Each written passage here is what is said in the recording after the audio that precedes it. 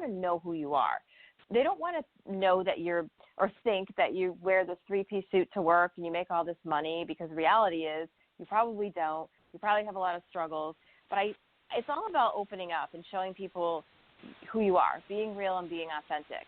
So whether that is, if you're not comfortable in front of the camera, turn it around and show your team, show your staff having fun on a Friday, show them working, introduce them to folks following. It's all about letting people in to see who you are and who your business is, and just think differently. You don't want to stand in front of the camera and be like, my name is John Smith and I do X, Y, and Z. It's really about engaging the audience and setting yourself apart. And people they don't like the camera, but it doesn't have to be scripted. You can say, you can mess up, you can fumble, you can laugh, and that's what people want. They want to know that you're a real person, regardless if you're a CEO or an author or a musician. You just want to know the real you.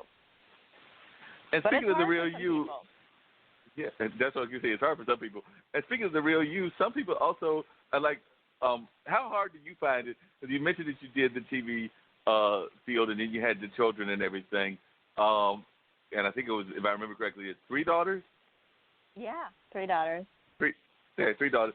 How are you managing, how do you balance family, and I don't know if you have a husband or not, but how do you balance family with job? Because like I said, being in a job that moves around a lot, which is what TV is, that definitely is hard for family. I do have a friend that is amazingly, but he's an anchor. He's managed to do 2 things that I think are very unique, and I'll tell you about them in a second. But how do you manage the family aspects with the career aspects? Because like I said, you're not having to go like 1 minute be in Kentucky and the next minute get an offer from Louisiana or California, but you still are running a business and you have a family, whether that's just you and the girls or you, the girls, and the husband. Yeah, I'm still trying to figure that out. So yeah, I'm divorced, so I have a partial custody of my children. So it actually, we have a really good schedule. I have my 3 girls for 1 week straight, and then he has them for the other week straight. So I try, if I have to go see clients, to plan my travel when I don't have the girls. So that works out. But however, with PR, you never know when you have to go wherever with a client. So it's very unpredictable. It's long hours. The one thing that I learned, and especially I think after going through a divorce, was to ask for help. I was always afraid to ask if somebody could take one of the girls to soccer, or if somebody could help watch them, or whatever. And I finally just said, I have to ask for help. There's no way I can do this on my own. So I started asking for help, and I stopped feeling so guilty that if I didn't make a soccer game, or if I didn't, the house wasn't perfect, I just started saying I can only do what I can do, and I've gotten a little bit more laid back with putting pressure on myself. But sometimes things will wait. I mean, sometimes I can't get to that email right away, or sometimes I can't read that book to my daughter right away because something got in the way. But I stopped feeling guilty. I started praying a lot more, and I started waking up every morning and saying the 10 things I'm thankful and grateful for, and really just reflecting on that and just saying it's okay. Tomorrow's another day if I can't get it done. I know it all sounds kind of corny, but it's been working for me, and I try and just do the best I can. But you've got to ask for help, because regardless if you're married or single or have children or don't, there's only so many hours in the day, and I think that we are all trained to try and be perfectionists, and it's just impossible, and it's okay. I'm not perfect. My house can be a mess, and I totally accept my flaws. So. No, I'm totally with you. I'm actually sitting here looking at my house right now, or my apartment, thinking, oh, yeah, I need to do a lot of work on it right now, but I'm doing a podcast, so it's not going to get done right at this moment, but it does need to get done at some point. And I have no kids at all. I know Dean's actually got kids and grandkids, but my younger brother has got my 2 nephews, and he does a lot of that too, because they spend split time between his side of the family, their mother's side of the family. His girlfriend's got kids, so it's like a big extended family kind of thing, and a lot of people that are outside of the area as well. Because like I said, my aunt will go pick up, because she lives here in Durham, so she'll go pick up the boys if Malik can't do it. My mom, who actually lives in Rocky Mount, will come here and do some stuff, and my dad's very much involved with their life, so their grandparents are involved, particularly on my brother's side. I can't remember, but I would argue even on his wife's side, they're somewhat involved as well. I'm not sure if they're involved as much as I know my parents are, but I was thinking that they are. But definitely I know what you mean by that extended family.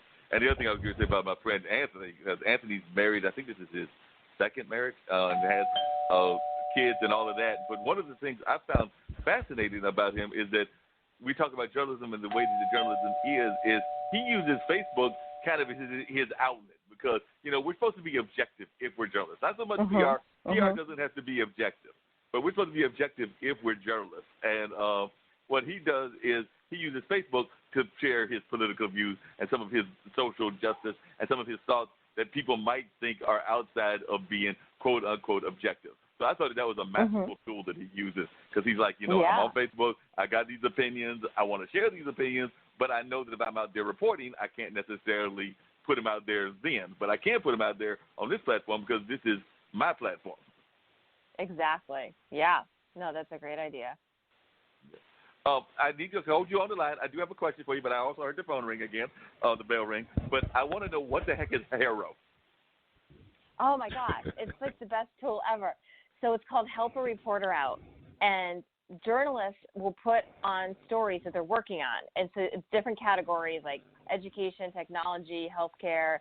And they say working on, looking for, experts to talk about whatever, like tax laws or how to lose weight in 10 days and stuff like that.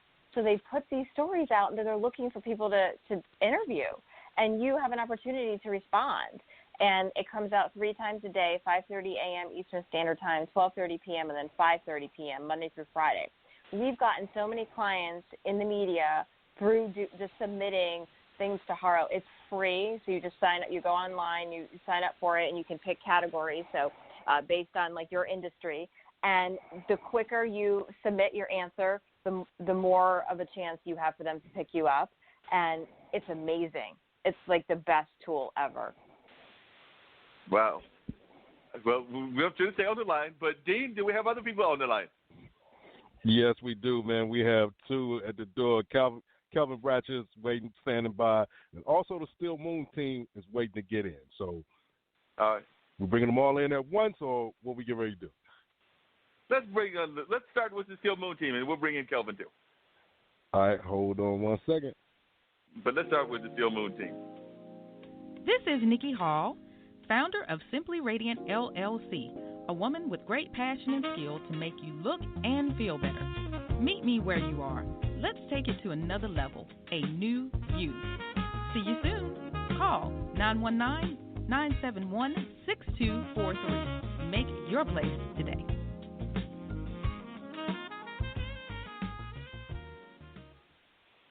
Let's start with the Still Moon team. Are they over there? Yeah, they're here now. Welcome to Straight Talk with Dean and Mark.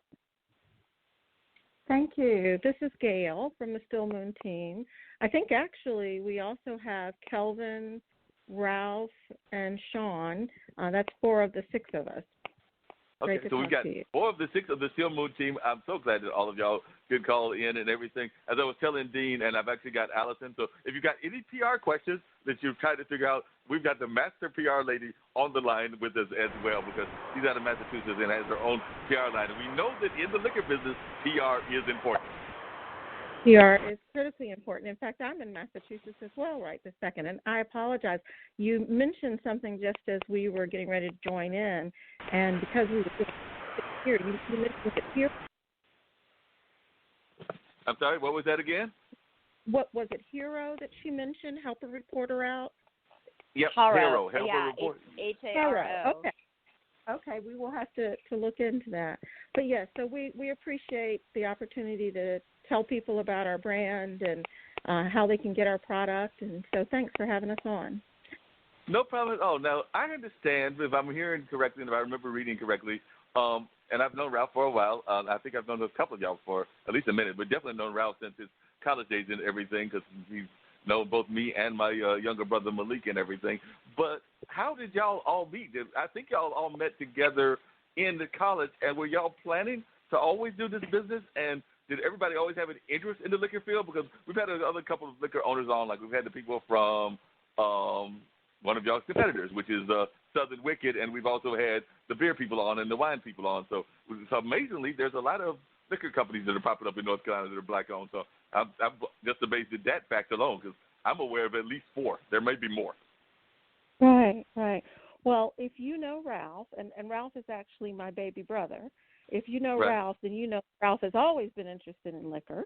And I think that that's probably safe to say that, most of the guys on the team have always been, people who tasted only the best and really were used to experiencing some of the better liquors that are out there. And Gary Duncan, who I don't believe has been able to join us yet, is really the one behind the recipe. This was a family recipe that he came up with, and several years ago he decided to talk to Shon and to Kelvin, and also to Ponce, who had attended school with him at A&T, North Carolina, A&T that is, of course. And Ralph is a friend of theirs. Ralph attended Hampton and North Carolina Central Law School. And so they had this liquor that they had developed, and they kept saying to me how delicious it was. And I must say, at the time, I didn't drink. And my background is in brand management and marketing, and so when they kept saying how fabulous it was, I said, well, if you all really think that, you all need to do some taste tests and really find out what consumers say about it compared to some other products. And sure enough, they did that. And then they got me involved. They said, I'm telling you, it wins in all of the taste tests, hands down. And I said, okay, y'all aren't doing it right. Y'all don't know how to do consumer research. So I actually conducted several different focus groups and then some quantitative test tastes. And I was shocked because, again, at this point, I still hadn't tasted it. I'm embarrassed to say now, but I had several people to try it, and consistently people talked about how delicious it was. So finally one day I took a quiz, and I was blown away. And I must say my husband is quite surprised. At the age of 50, I became a whiskey drinker. So it's really delicious, and we're proud to be able to offer it to everybody now. Yeah, and y'all are doing a great job with it. And it looks like it's definitely getting a lot of recognition, because I want to say that y'all are also, which comes back to the PR kind of aspect, negotiating with, like, not just supplying it here in our area, but even making some deals with some people around the country. So I'm understanding correctly, I think y'all are negotiating to try to get it even in, like, big box stores and things of that nature. And we know that can sometimes be a hard thing to do. I know that's in some of the conversations I've had with some of the other business owners out of the spirits industry when they've talked about what they've had to do to get them in, whether it's a grocery store, whether it's a box store or whatever it is. But they always say that it's a real challenge and that there's a lot of regulations around the liquor industry. So I was just wondering how y'all have dealt with that. Of course, it probably helps that at least 2, if not 3 of y'all are involved in the law field. So y'all already had a jump and a head start. Exactly. I mean, it is difficult to figure out what comes first, the chicken or the egg. Do you need to get the distributor? Do you need to get the retailer? What comes first? But we've been pretty fortunate. We started out in Indiana because that's actually where we were bottling initially. And we have recently actually shifted our bottling operations to Kentucky. But we were able to get quite a bit of distribution in the Indiana area.